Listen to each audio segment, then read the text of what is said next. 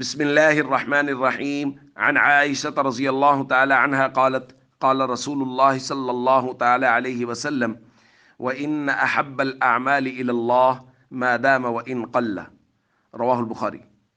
نبی کریم صلی اللہ علیہ وسلم نے ارشاد فرمایا، بے شک اللہ کے نزدیک سب سے زیادہ پسندیدہ عمل وہ ہے جو دائمی کیا جائے، ہمیشہ کیا جائے، چاہے وہ تھوڑا ہی کیوں نہ ہو۔ دوستو، اللہ کو دائمی کیا جانے والا عمل پسند ہے۔ مثال کے طور پہ ایک آدمی ہفتہ کے بعد جمعہ کے دن 7 پارے تلاوت کرتا ہے، جبکہ دوسرا آدمی روزانہ 1 پارہ تلاوت کرتا ہے، تو معال کار کے اعتبار سے دونوں نے ہی ہفتہ میں 7 پارے تلاوت کیے، لیکن اللہ کے نزدیک اس شخص کا مرتبہ زیادہ ہے، اس شخص کا عمل زیادہ پسندیدہ ہے جو روزانہ 1 پارہ تلاوت کرتا ہے، چونکہ یہ دائمی عمل ہے، یہ ہمیشہ کر رہا ہے۔ دوستو، یہ حدیث پاک نفلی عبادات کے متعلق ہے کہ ان کو دائمی کیا جانا چاہیے۔ بدقسمتی دیکھیے ہمارے معاشرہ کی کہ ہمیں یہ حدیث پاک فرائض کے متعلق بیان کرنی پڑ رہی ہے کہ بھائی، جس طرح رمضان المبارک میں ہم فرائض کی پابندی کر رہے ہیں، غیر رمضان میں بھی ہمیں فرائض کی اسی طرح پابندی کرنی چاہیے اور دائمی اور ہمیشگی کے ساتھ فرائض ادا کرنے چاہیے۔ جس طرح رمضان میں مساجد کی رونقیں بحال ہیں، غیر رمضان میں بھی مساجد کی رونقیں بحال رہنی چاہیے۔ اور یاد رکھیے، نماز پڑھنا نبی کریم صلی اللہ علیہ وسلم کی وفاداری کا سرٹیفکیٹ ہے، اور نماز نہ پڑھنا نبی پاک صلی اللہ علیہ وسلم کی بے وفائی ہے، اور ہمیں اللہ کے نبی کا وفادار بننا ہے۔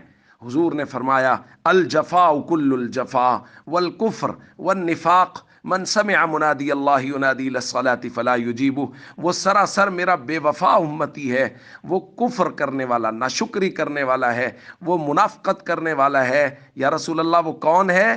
فرمایا، من سمع منادی اللہ ینادی للصلاۃ فلا یجیبہ، جو مؤذن کی اذان کی آواز تو سنے لیکن نماز پڑھنے کے لیے مسجد میں نہ آئے۔ تو دوستو، جس طرح رمضان میں نماز فرض، غیر رمضان میں بھی نماز فرض، جس طرح رمضان میں نماز اللہ کے نبی کے ساتھ وفاداری کا سرٹیفکیٹ ہے، غیر رمضان میں بھی ایسے ہے۔